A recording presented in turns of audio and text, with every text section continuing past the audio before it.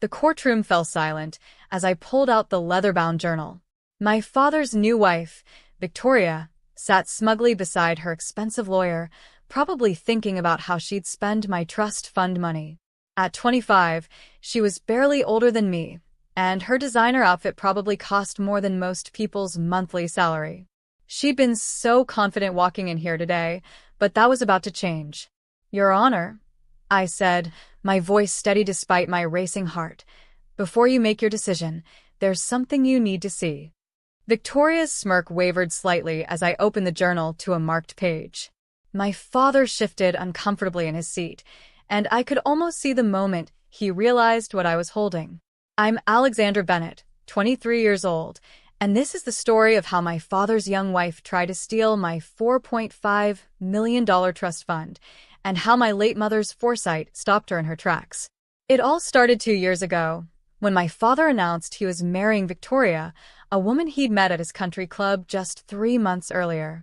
I was still grieving my mother's death from cancer the previous year, and suddenly this woman young enough to be my sister was moving into our family home, redecorating the rooms my mother had lovingly designed, and trying to play mommy.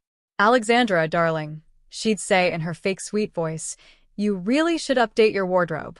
Those old things of your mother's are so dated."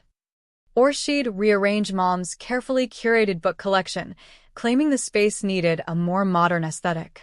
I tolerated it all for Dad's sake. He seemed happy, or at least distracted from his grief, and I wanted to believe Victoria might actually care for him. But then came the day I overheard her on the phone with someone, probably one of her friends. "Don't worry, it's all going according to plan," she was saying, her voice low and intense. "The old man is completely wrapped around my finger, and once we're married, accessing that trust fund will be a piece of cake. His daughter won't know what hit her." I should have confronted her right then, but something held me back. Maybe it was the years of my mother's gentle guidance, teaching me to think strategically rather than react emotionally. "Patience is power," Mom used to say, and those words had never felt more relevant. My mother, Elizabeth Bennett, had been a brilliant corporate lawyer before she got sick. She'd handled some of the biggest trust fund cases in the state, and she'd seen firsthand how family money could bring out the worst in people. When she set up my trust fund using her inheritance and life insurance money, she'd done so with incredible attention to detail. "Alexandra," she told me during one of our last conversations, "I'm putting some safeguards in place. Your father is a wonderful man, but he can be naive when it comes to matters of the heart. Promise me you'll keep this journal safe and only use it if absolutely necessary." The journal she gave me contained not only her detailed notes about the trust fund structure, but also evidence of conversations she'd had with Dad about potential future scenarios. She'd even recorded video statements from both of them, discussing their intentions for the money and agreeing on protective measures. At the time, I thought she was being overly cautious. Now, watching Victoria's calculated attempts to get her hands on my inheritance, I understood my mother's wisdom. Victoria's plan began to unfold slowly, but systematically.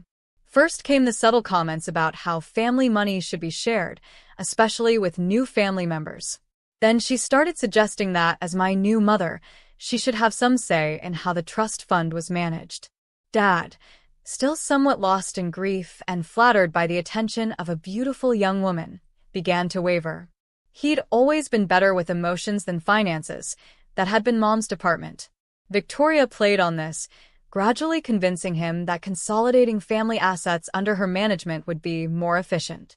"Darling," she said to him one evening over dinner, while I silently pushed food around my plate, "it just makes sense to have everything under one umbrella. Alexandra is barely out of college. She can't possibly understand how to manage such a large sum of money."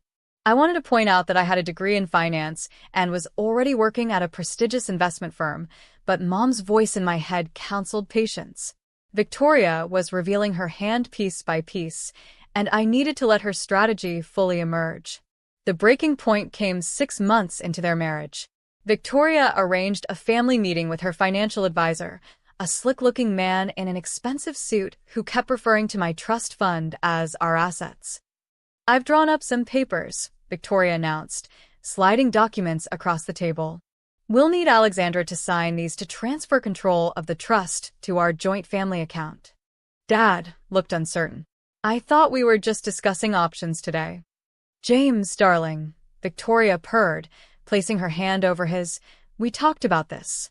It's for the best. Alexandra is too young to handle this responsibility. That's when she turned to me with that condescending smile I'd grown to hate. I'm your new mommy now, so your trust fund is mine to manage. Sign the papers, sweetie. I picked up the documents, pretending to read them carefully while my mind raced. This was the moment to make a stand. But Mom's voice again whispered patience. Let them show their full hand first. I'll need to have my lawyer review these, I said carefully. Victoria's smile tightened. That won't be necessary. James, tell her this is a family matter. Instead of immediately replying, I stood up and walked to the cabinet where I kept Mom's journal. Victoria hadn't even known what it was. She'd tried to throw it out once during one of her redecorating sprees, calling it old clutter. Actually, I said, returning to the table, I think we should all review Mom's notes on the trust fund structure first. The color drained from Victoria's face as I opened the journal to reveal my mother's meticulous documentation. But I wasn't done. I pulled out my phone and played a video, one of the last Mom had recorded. If you're watching this, Mom's voice filled the room. Someone is trying to access Alexandra's trust fund without proper authorization. James, honey, remember our discussions about this. The trust is structured with specific protections that cannot be overridden, even by you. This was our agreement, and it's all documented here. Dad's face crumpled as he watched the screen, remembering conversations he'd had with Mom but had somehow forgotten in his grief-fueled romance with Victoria. His new wife, meanwhile, was frantically whispering to her financial advisor. This changes nothing, Victoria declared once the video ended. James is Alexandra's father and my husband. He has the right to dash. Actually, I interrupted, he doesn't. And neither do you.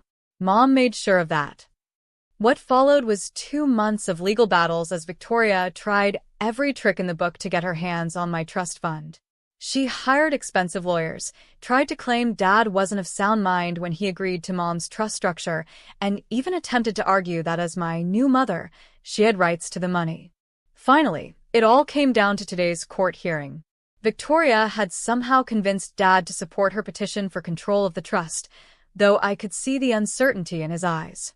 She probably thought she had it in the bag until I revealed the final piece of evidence. The judge adjusted her glasses as she read through Mom's journal, paying particular attention to the pages detailing Dad's explicit agreement to the trust's protective structure. Then she watched the video depositions, including one where Dad specifically acknowledged that no future spouse should have access to the trust. Mrs. Bennet, the judge said, addressing Victoria, this trust was clearly established with specific protections that cannot be overridden. Furthermore, she continued, looking at some additional papers I'd submitted, evidence suggests you entered this marriage with the specific intent to gain control of these assets through manipulation and possible fraud. Victoria's smug expression finally cracked. That's ridiculous. I love James. This ungrateful child is just trying to come between us. Is that why you told your friend the old man was wrapped around your finger? I asked quietly, playing a recording I'd made of her phone conversation months ago. Mom had taught me well, document everything. The courtroom erupted in chaos. Victoria's lawyer looked like he wanted to disappear. Dad's face had gone from uncertain to thunderous, and Victoria showed her true colors. You little bitch, she shrieked, lunging across the courtroom at me. The bailiff had to restrain her as she continued screaming about how she deserved the money, how she'd wasted 2 years playing nice for nothing. The judge's gavel came down hard. Order. Mrs. Bennet, control yourself or you'll be held in contempt. Now, given the evidence presented, not only am I denying your petition for control of the trust, but I'm also recommending a full investigation into possible charges of attempted fraud and conspiracy. Victoria collapsed into her chair, her designer outfit suddenly looking like an expensive costume. Dad wouldn't meet anyone's eyes, the reality of his wife's true nature finally sinking in. As we left the courthouse, Dad tried to speak to me. Alexandra, I'm so sorry. I should have. Not now, Dad, I said quietly. We can talk later. I needed time to process everything, to decide if I could forgive him for almost helping Victoria steal the legacy Mom had worked so hard to protect. That evening, sitting in my apartment with Mom's journal open on my lap, I felt a profound sense of gratitude for her foresight. She'd known something like this might happen and had prepared me not just with legal protections, but with the wisdom to handle it strategically.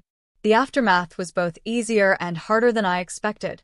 Victoria, facing potential fraud charges and realizing she wouldn't get her hands on my trust fund, filed for divorce within weeks. She tried to claim spousal support, but given the evidence of her fraudulent intentions, she left with nothing but the designer clothes on her back. Dad fell into a deep depression, finally confronting both his grief over Mom's death and his own vulnerability to manipulation. It took months of therapy and careful reconstruction of our relationship before we could really talk about what had happened.